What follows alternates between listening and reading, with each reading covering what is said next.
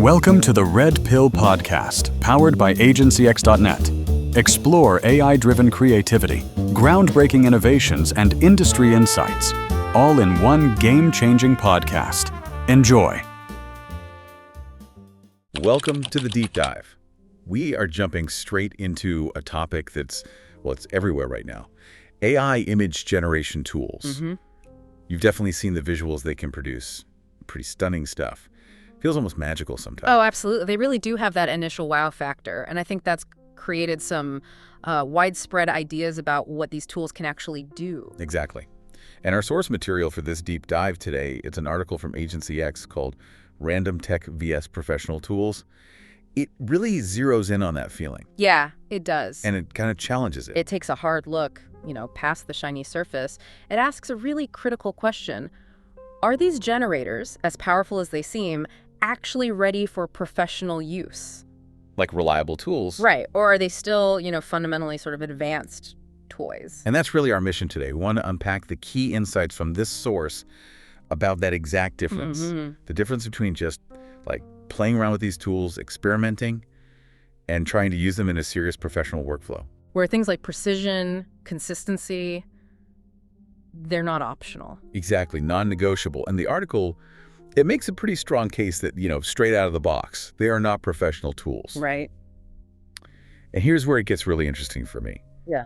The source explains exactly why not. Okay, yeah, let's dig into that. So the source starts by hitting this big misconception head on. Which is? The idea that because AI is so powerful, it operates almost by itself.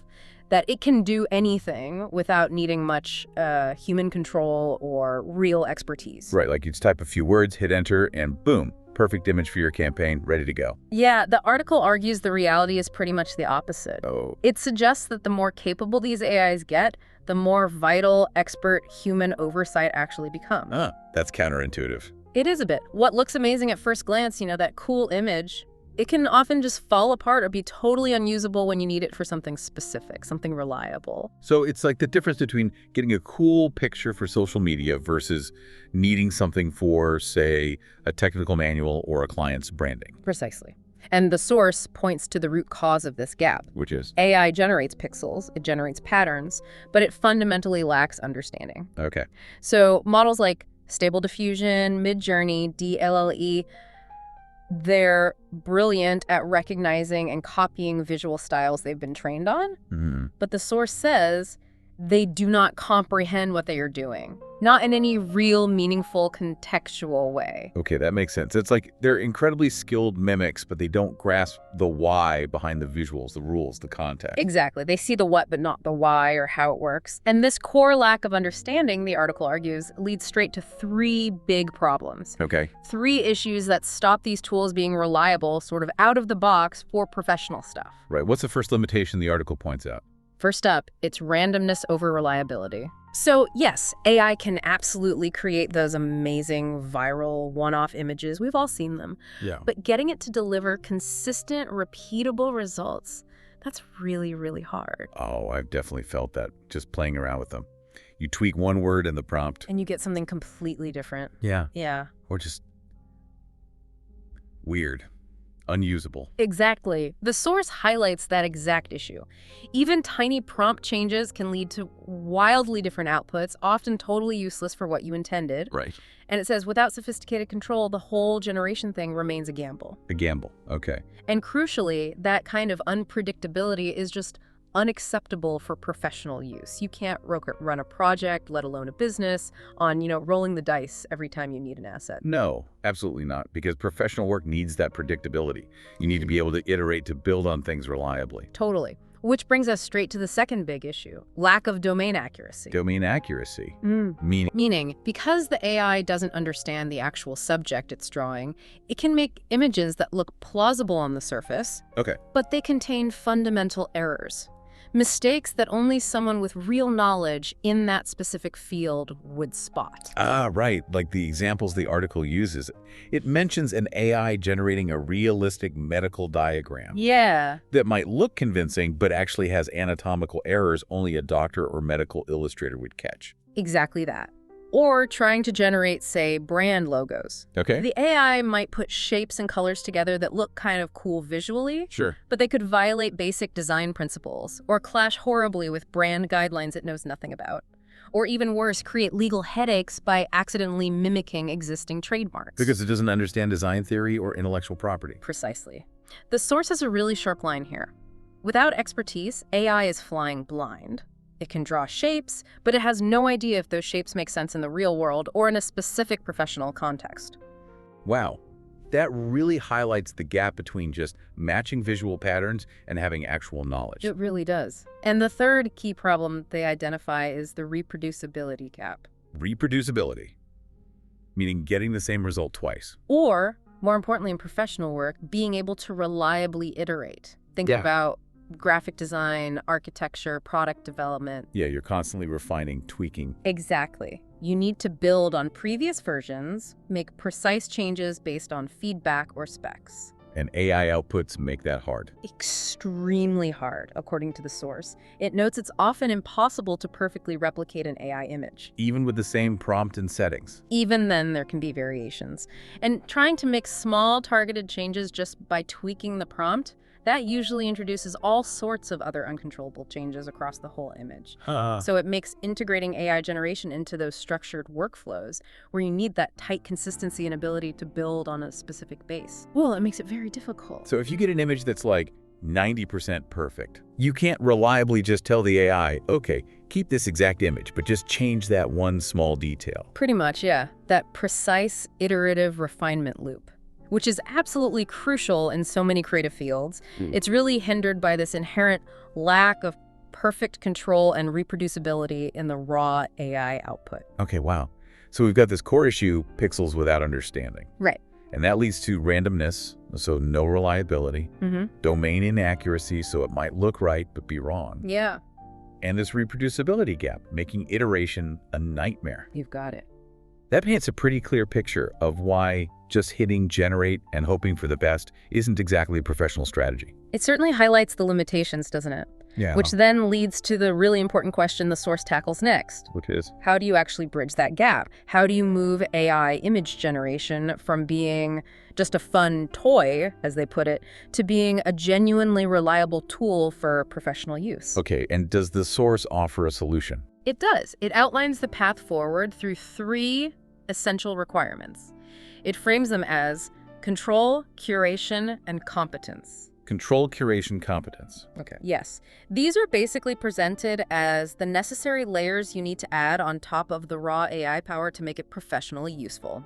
First up, control. Right. This is all about applying specific technical management techniques, things that go way beyond just writing a simple text prompt. Okay, so what kind of technical controls are we talking about here? Well, the article mentions several. Things like ControlNet. Ah, I've heard of that. Yeah, it lets you guide the AI's composition or the pose or the structure using a reference image or map. Very powerful. Okay. Then there's inpainting, where you can precisely tell the AI to change just one specific area within an image you've already generated. So fixing that 10% that was wrong earlier? Potentially, yeah. Or masking to protect parts of an image you don't want the AI to touch. Got it. And it also mentions using more precise parameters for more predictable outputs. Things like controlling the seed number. Right, to try and get similar results from the same prompt. Exactly. Or adjusting scaling steps, which affects how detailed the image becomes. And using negative prompts, explicitly telling the AI what not to include. Ah, okay.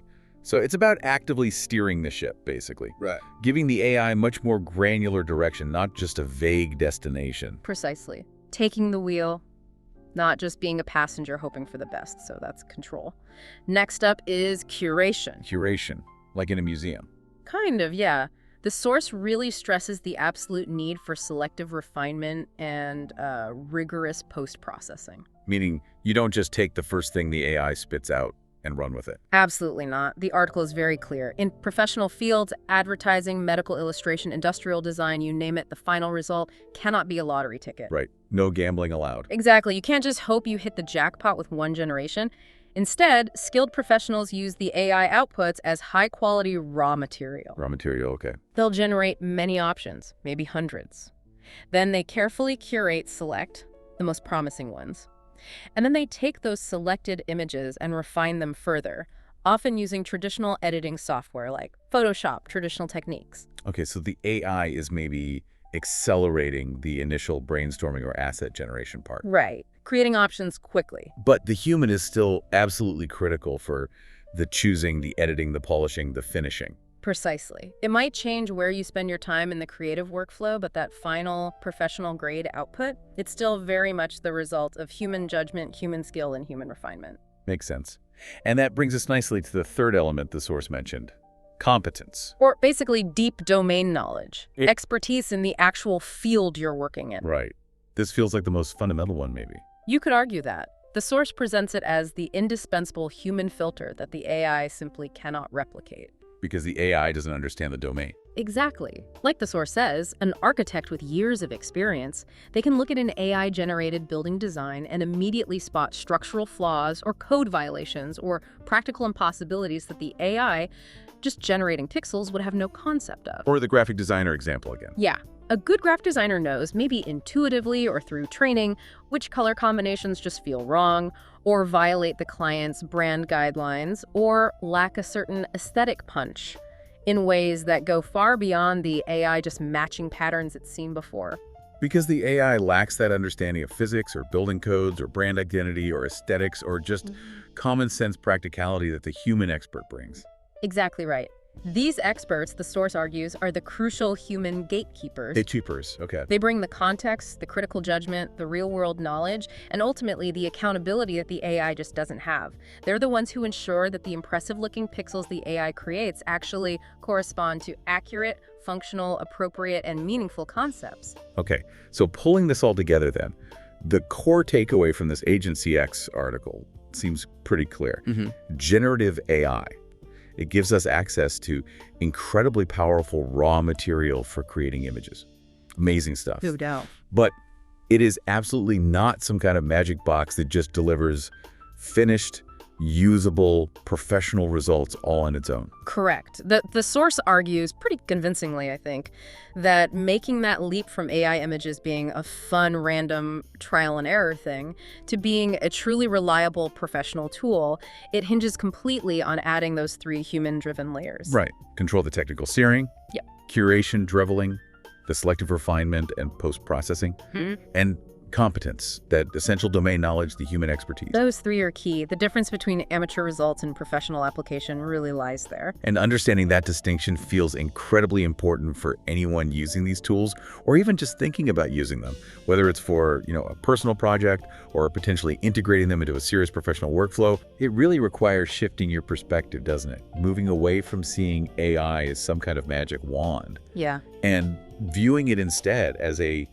very powerful but also very complex tool, one that only becomes truly useful and reliable when it's wielded skillfully, with intent, and with that crucial layer of human knowledge. Well said. And what's really interesting, I think, is how this core principle might apply more broadly. How so? Well, it raises a fascinating question, doesn't it? If using a powerful tech like AI image generation properly means treating it like a tool that needs human control, curation, and competence, not like a magic trick, then what other powerful technologies out there might we currently be underusing, or maybe even misusing because we're treating them more like simple games or automated magic, instead of the complex instruments they are that really require skilled human application and judgment to unlock their true potential? That is definitely something to think about, especially as these kinds of powerful tools become more and more woven into everything we do. Food for thought.